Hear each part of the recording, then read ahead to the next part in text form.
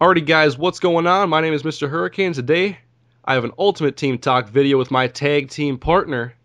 Can I do my thing? Go ahead. What's going on, y'all? It's YouTube's worst nightmare, Wiser. Hopefully, I'm a familiar voice to you guys, and we're gonna be giving you some really good insight on Madden Ultimate Team. And I'm glad Hurricane actually linked up with me, so we're gonna bump heads on this thing and see just how far we could get with it. Might be lengthy, you know how I get, and I know Hurricane gonna bring it too. That's right. So, we want to talk about a variety of topics, but you know Wiza. If you know Wiza, he likes to talk. So this may take multiple videos, which is not exactly a problem.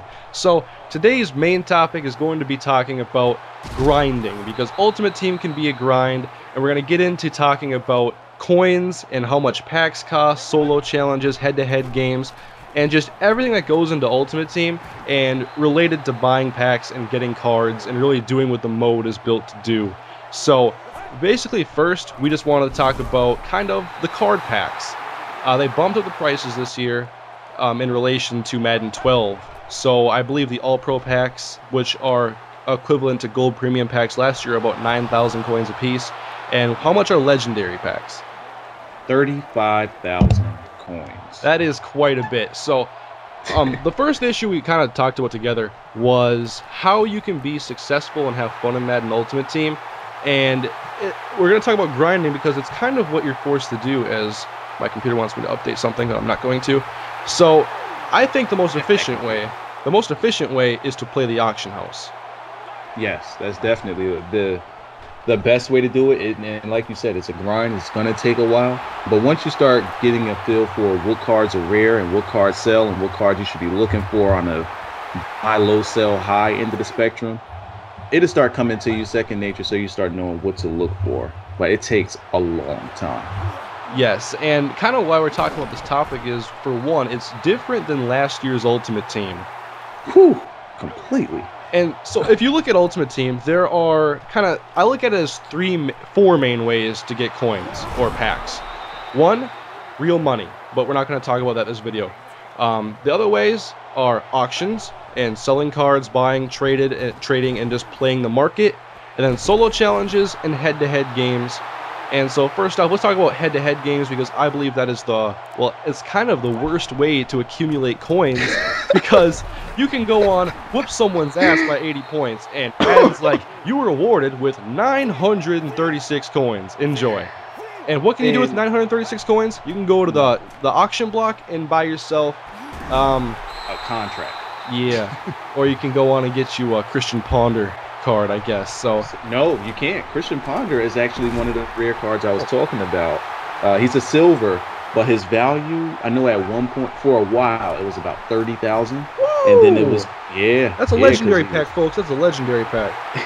And then he dropped down to about 20, and I think now he might be around 16,000, and it's because, again, some cards may be rare because they go in special collections, and his was for the Florida State collection. And then once you filled up that entire collection, you get a 2-star Derrick Brooks, which is an absolute monster. But that's why he's worth a lot. So if we want to say a card, we're gonna use let's say, give me one of the receivers, and don't say Percy Harvin, because there we go. He might be worthless. I don't know, but he just might be. So there's one. All right, so before I let Wiza go on and talk a little bit, I just wanted to say that I think you should be able to play Ultimate Team the way you want to. If you want to play games to earn coins and buy packs, you should be able to. Same thing with solo challenges, and I guess you can, but that's where the grind comes into effect. If you want to say you get about 800, let's round up and say 1,000 coins for each victory in head-to-head. That's 9 games. And each game runs you about 45 minutes or so, I would say. That's the biggest point right there. Keep going. All right, let me do 45 times 9. Or whatever. It's some sort of hours in there. But it's a lot of time to go ahead and play this game if you want to just play games and buy packs. It kind of sucks. Yes. And my problem with that would be, as you said, it's the time that you put into it. But we need a bigger reward. You put in about 45 minutes to an hour, and you're only getting 1,000 coins back. It's kind of worthless when you could find a card on the auction house that's probably about 1,000 coins under price, sell it back for the 1,000 on top, you done made your coins back, or the same amount of coins that you would make in a head-to-head game that would take an hour.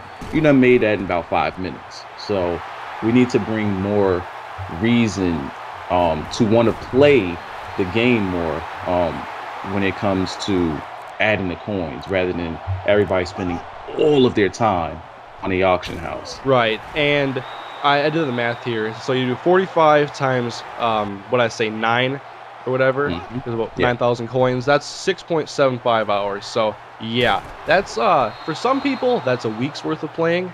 Or that's a shift. That's a lot.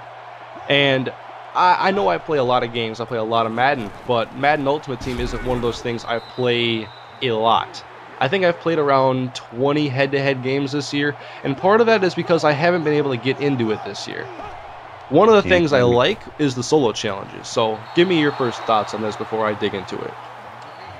Well, I already think I know where you're going to go with one of the topics, and it would be the coins you get back from playing these games. You could play, there's some games where it's 2-minute quarters, and you get, let me take a look, regular season, 2-minute, oh, I done finished a bunch of these. Here we go. Yeah, you get 500 coins. You know, in that game may take about, I don't know, anywhere between 15 to 20 minutes, depending on how slow the computer wants to move or throw a bunch of passes. They had it where you could do the acceleration clock, and there was like a glitch where you wouldn't get a delay of game, and you could just break the huddle, run a play, and just let the play clock run down to the next quarter, and you know, try to earn your coins that way. Because after a while, the games become way too easy. The 2-minute games are on rookie, and it's 500 coins. Like, what am I gonna do with 500 coins? They're supposed to add up, but that takes a lot of time. Just, I wish they would make it more worth your while. But yeah, they did come out. I think it's a great concept. They did come out with some better solo challenges that were worth your time. Say the Thanksgiving ones, where they gave you 10,000 coins for beating some teams, and it was like, okay, now we're on to something. 10,000 coins, I don't mind playing this game because I may be short on coins. 10,000 is a lot, and it could get you started with working the market. 500, no. Exactly, and I think, like I said before, solo challenges are a great idea, but I don't think the execution has been great. Like, you want to go on, do a 16-game tier for your favorite team or whatever, you will get, I think my friend and I did the math the other day, it was around 13 to 14,000 coins for finishing a whole tier, because eventually it gets to about 2,000 a game or so, and you also get like 2 mid-round picks and a pack. But that's still, you're talking about 13,000 coins. That key pack that turns out to be worth absolutely nothing, by the way. Yeah, so in my opinion, it'd be better if you could choose to play those on your like specific skill level, or maybe they could dumb down the game so it's not 16. Like, my thought was maybe to play every team in that, like, you're playing as the Vikings, you'll play every team in that division. So you play the Lions, Packers, and Bears on the road, with them being jacked up a little bit. Like, the Bears would have Walter Payton, and then the Lions would have Barry Sanders, and the Packers would have Ray Nitschke or whoever's in the game. Now, they did that a little bit with the Thanksgiving solo challenges. Yep, I played those ones, and the Dallas one was ridiculous. I don't like Emmitt Smith. And that was actually a pretty good idea. But they also have the regular season ones, and it's like, but the ones that you would gravitate more to is the year-end tier, where you play the teams in that division. Yeah. Now, I think that the way they went about it was wrong. Like, you know, you have all 32 teams, and you have all of their schedules.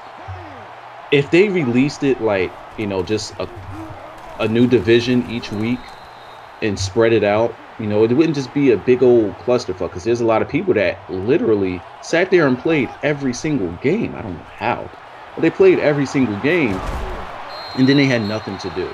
And I have a hard time believing you can legitimately have fun playing the first games of those tiers. It is nothing but a tedious grind to me, because you're playing on rookie.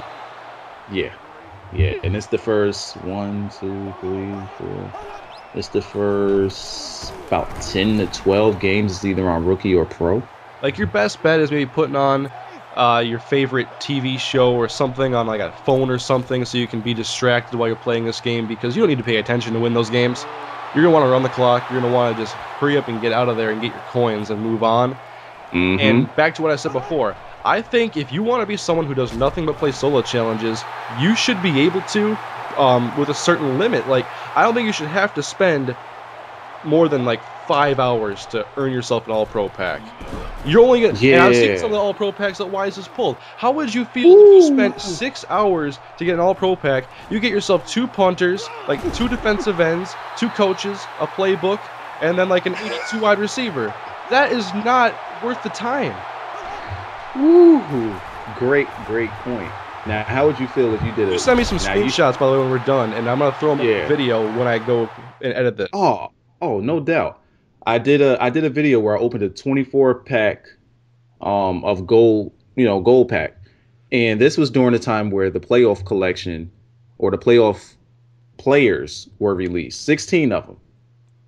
Now, I did it with coins. I had a lot of coins. And I didn't pull a single one. And to make it so bad, the best card I pulled was Anthony Fasano. The next best card regular card, by the way, which actually sells for a lot. But the next best card I pulled might have been, I don't know, some card that may be worth 20,000.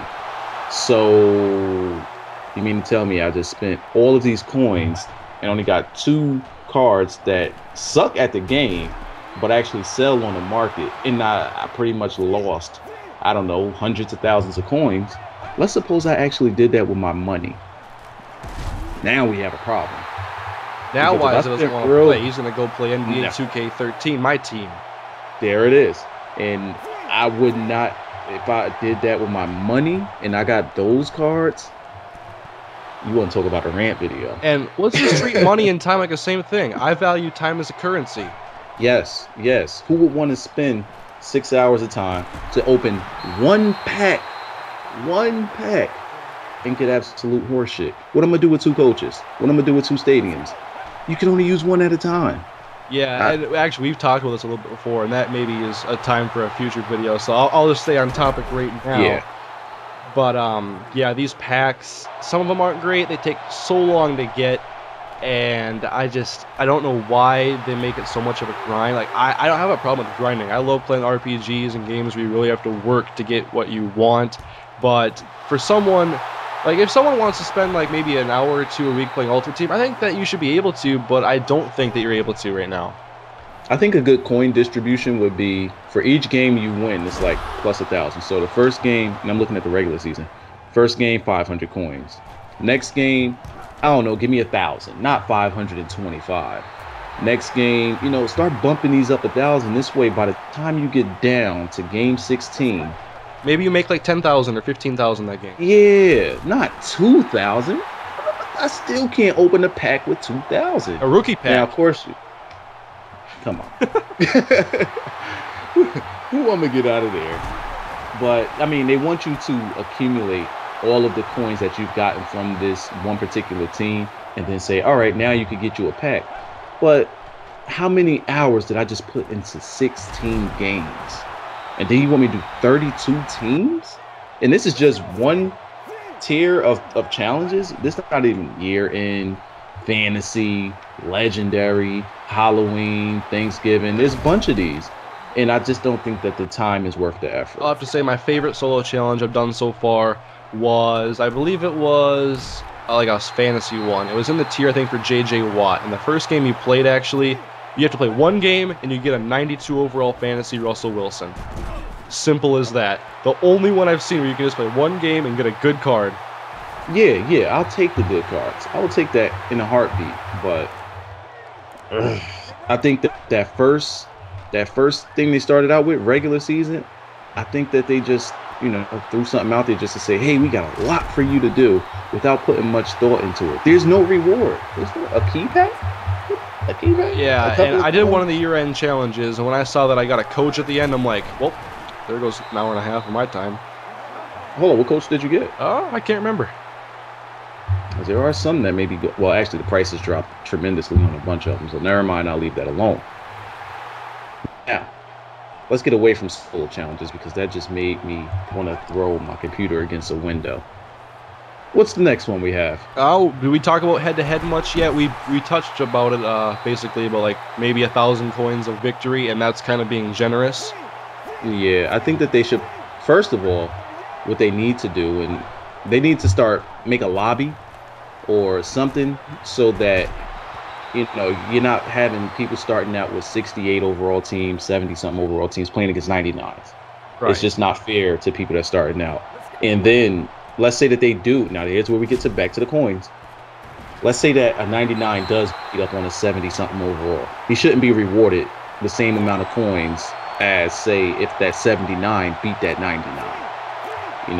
It should flip flop. That's definitely true. Because of the difficulty. And there may be their argument with that may be, well, he could just be playing against his friends and he's letting them get wins. Well, who cares? The game is suffering because everybody's complaint is about coins. Nobody's getting coins. And they're coming up with different ways.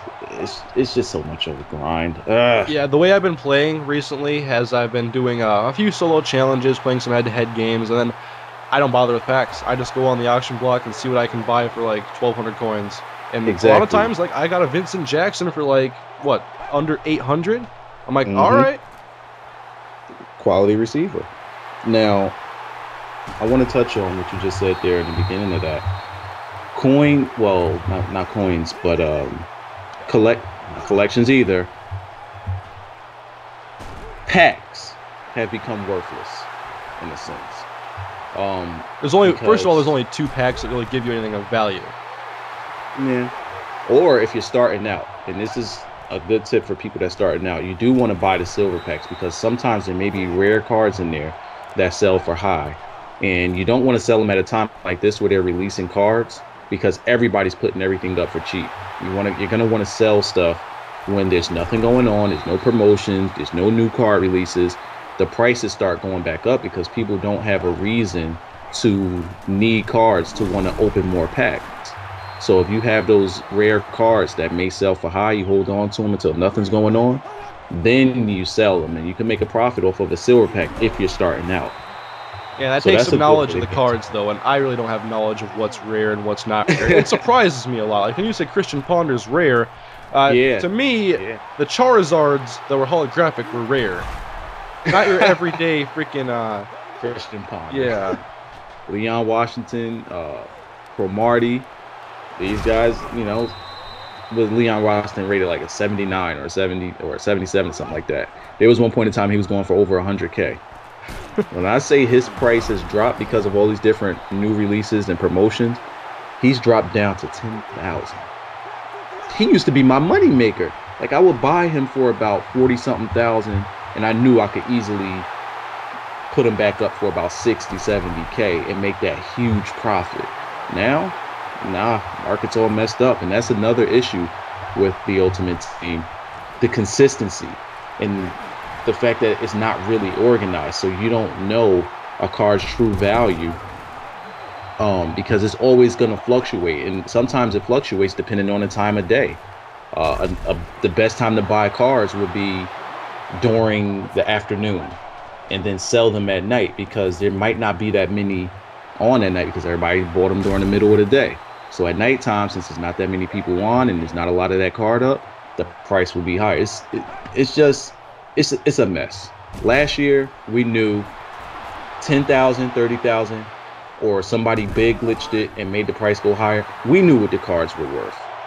And if somebody didn't want to sell the cards for that amount and they felt as though the card was worth more, that's when you start working the trades and you start trying to get other cards included to get that card. Now, trade blocks have become virtually useless. There's no point in even looking at the trade block because you could just make it in coins.